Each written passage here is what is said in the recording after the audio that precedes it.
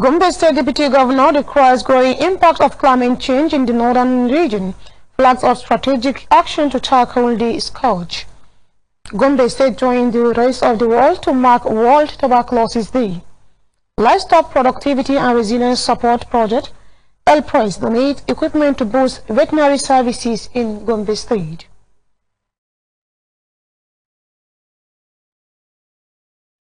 Hello viewers and welcome to 25 News. My name is Augusta Daniel and now the news in full. The Deputy Governor of Gombe State, Dr. Manasseh Daniel Jatto, has called for stronger collaboration and strategic action to tackle the growing challenges of climate change across the country. He made the call while declaring open a 3-day climate finance readiness assessment workshop for northern states organized under the Partnership for Agile Governance and Climate Engagement, based at the White Hill Hotel in Gombe. Our correspondent, Abigail Kolo, completes the report.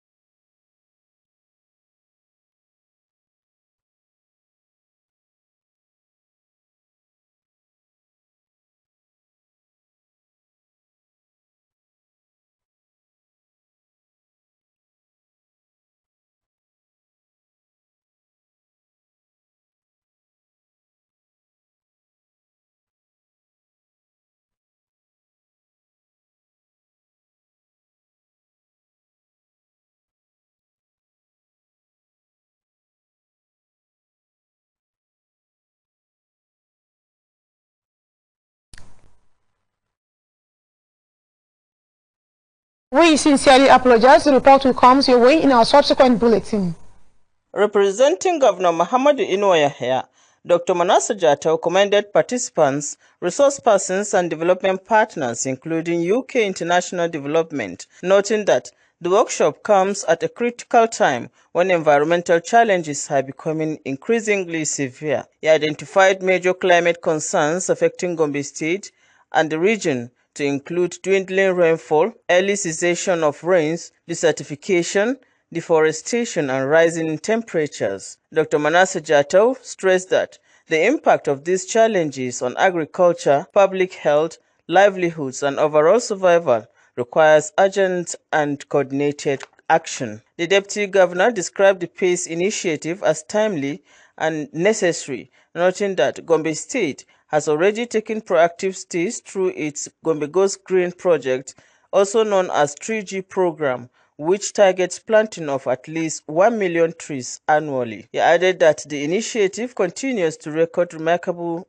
success due to strong public participation. For agile governance and climatic change means intervene as out as necessary and indeed inevitable if we are to mitigate the adverse effects of climate change.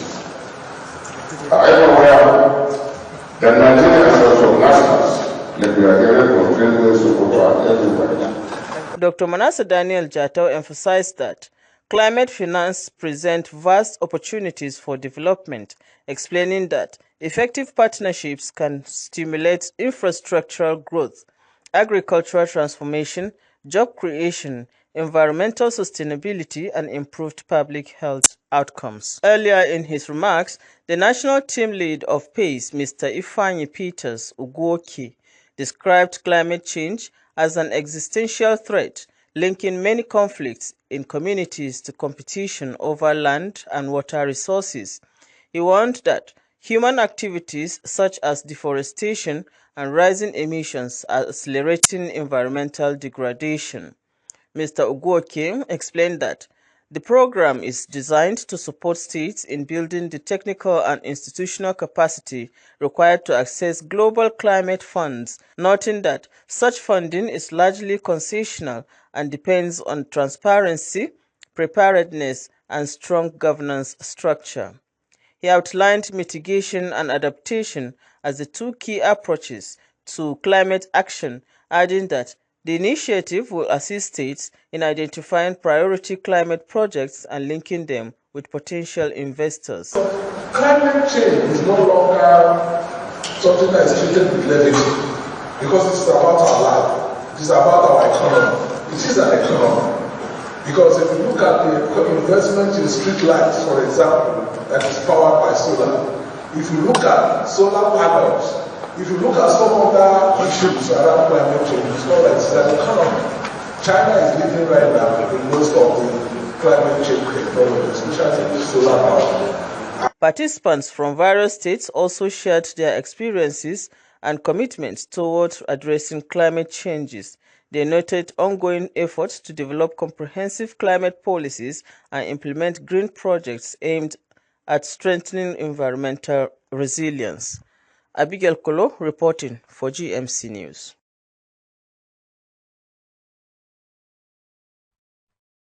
The Gombe State Primary Care Development Agency, in collaboration with the Leprosy and Tuberculosis Relief Initiative Nigeria, has joined counterparts worldwide to commemorate the 2026 World Tuberculosis Day with the theme, Yes, We Can End Tuberculosis. Addressing members of the Tuberculosis and HIV Technical Working Group at the conference hall of Revolution Hotel in Gombe, the State Director of Disease Control in the Ministry of Health, Dr. Musa Mustafa Abdul Qadir said Gombe State has intensified active case search for tuberculosis, noting that treatment of the disease remains free of charge across the state. Dr. Abdul Qadir explained that World Tuberculosis Day is aimed at creating awareness and mobilizing political will towards ending tuberculosis in the country. He commended the state government and donors partners for their sustained support in tuberculosis control program. It's curable. There is also treatment and diagnosis for TB is also free. You don't have to pay a single penny. As long as you are coughing for 2 weeks or more, visit the nearest health facility in Gombe State. And diagnosis and treatment, you don't pay a single penny. It's for free. And remember, like I said, TB is curable.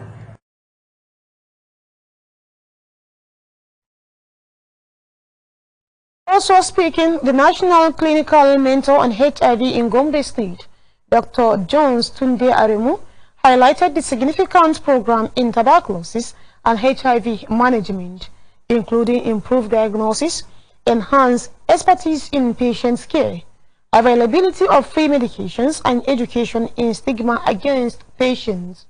However, he cautioned against negligence, stressing that there is need for sustained commitment in the fight against the disease. Expressing satisfaction with the impact of Global Fund support in Gombe State, the regional manager in Jos covering Northeast State, Mr.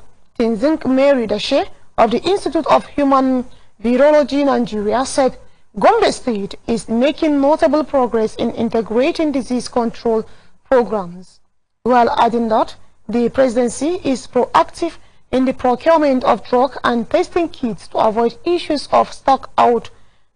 Mr. Dashe called on the state and the local government levels to own the program to ensure sustainability after donors partners have left. Providing an update on the tuberculosis situation in Gombe State, the State Tuberculosis Coordinator, Pharmacist Adamu Abdullahi, disclosed that the state now operates over 300 tuberculosis treatment centers across 11 local governments of the state.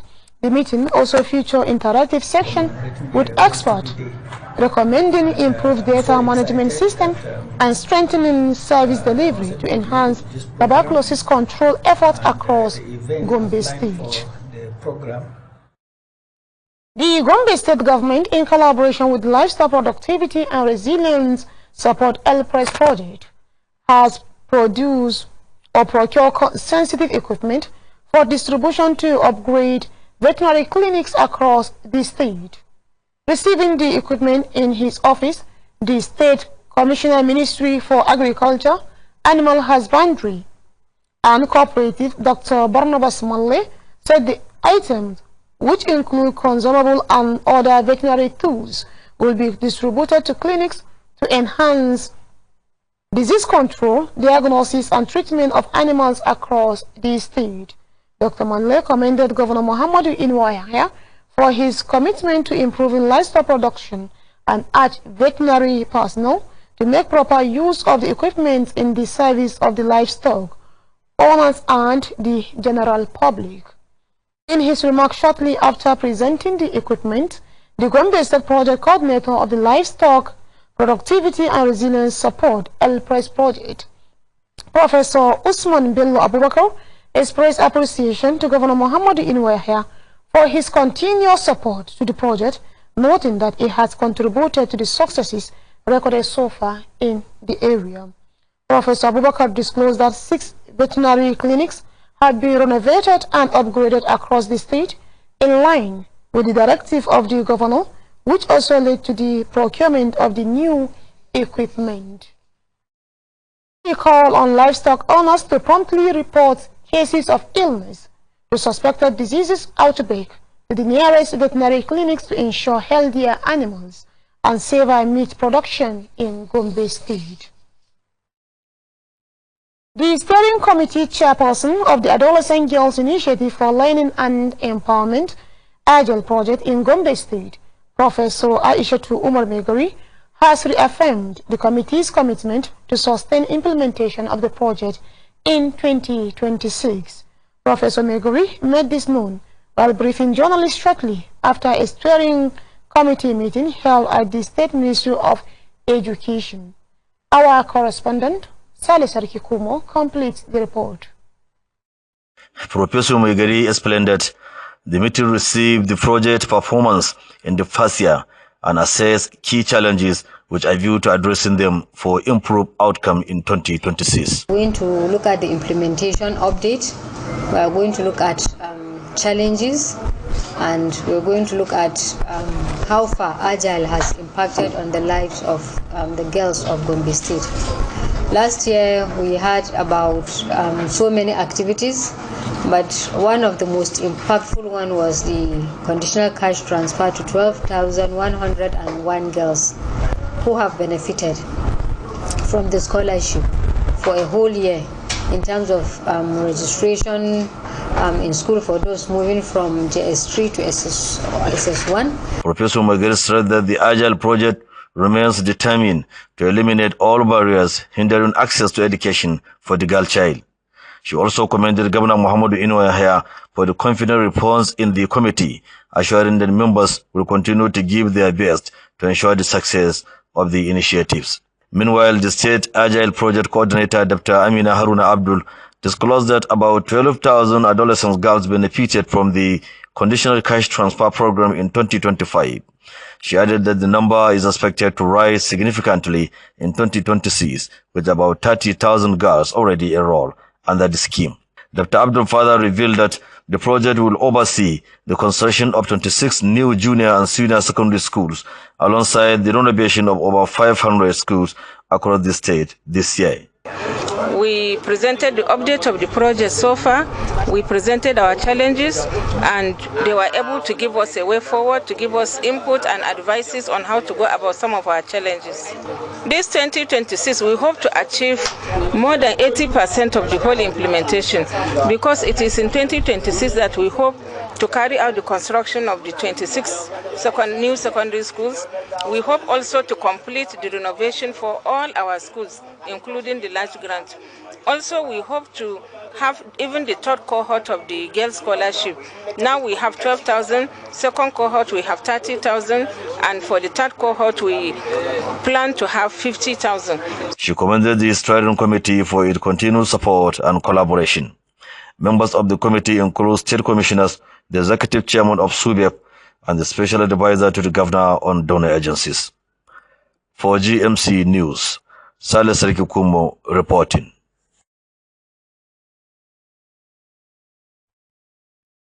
Thank you, Saleh Sarkikumo. The Gombe State government has reaffirmed its commitment to continue partnership with the World Bank to promoting sustainable development. Commissioner for Water, Environment and Forest Resources, Alhaji Muhammad Saidu Fau, made this known while declaring open a 4-day training of the enumerators of the third-party assessment of AgriSol project held at the conference of Matrix International Academy. Our correspondent, Halil Muhammad Teli, completes the report. According to him, Gombe State has so far received $27.51 million in funding under the project, reaching more than 930,000 beneficiaries and improving land management across 64,000 hectares. For our recognition of our efforts, but also an affirmation of the enduring partnership between the bank and our government in advancing sustainable development across Nigeria's sectoral regions. Gombe State AgriSol Project Coordinator Dr. Sani Adamujoro says the training is aimed at reviewing achievements and identifying challenges in order to take appropriate action. He stated that the exercise will help provide an accurate and objective picture of the program's performance. According to him, such training will enable donors, government, and the public to better understand the true situation of the project, thereby enhancing credibility and building trust. He commended Governor Inouye Haya for his political will, which he said has contributed significantly to the success recorded so far, and expressed optimism that the outcome of the assessment could justify increased funding for the program. So I want to tell you, out of the 4 million people of the Gombe State, indigenous and residents that are beneficiaries of this project, we have touched nearly more than half.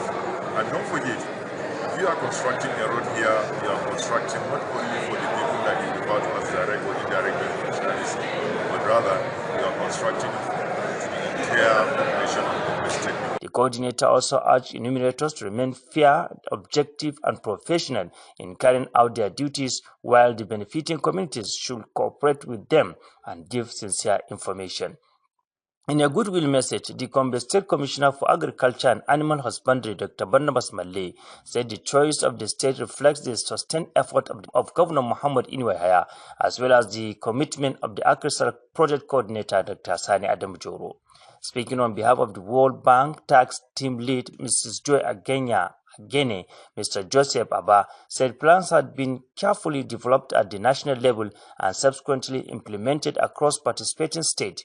He emphasized the importance of this assignment, urging the enumerators to remain dedicated and take their responsibilities seriously, given its national significance. In a vote of thanks, a representative of the National Project Coordinator of AgriSol, Abdul Hamid Umar, commended Gombe State for its consistent leadership in participating in AgriSol activities. Anytime you have called for anything, in short notice, you're always responsible. The 4-day training drew participants from 19 states across the Federation, as well as the Federal Capital Territory, FCT. For GMC News, Halil Muhammad Teli reporting. Thank you, Halil Muhammad Teli. A digital literacy training workshop aimed at strengthening teachers' capacity in the use of modern technology has taken place at the UPEC Model Start School in Gombe. The training, organized by the State Universal Basic Education Board, SUPEB, brought together participants from various schools across the state, with focus on equipping them with the essential digital skills to enhance teaching and learning in classrooms.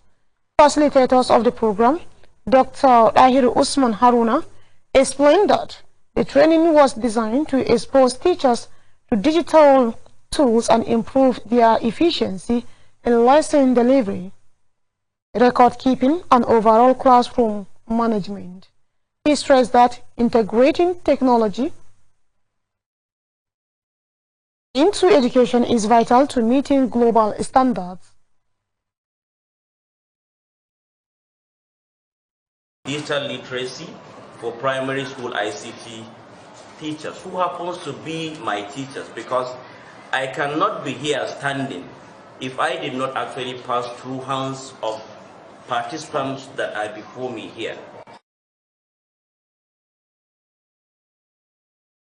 Speaking at the event, the chairman of SUPEP, Professor Ezram Toro Jackson, charged participants to make the most of the opportunity by demonstrating commitment to the skill acquired.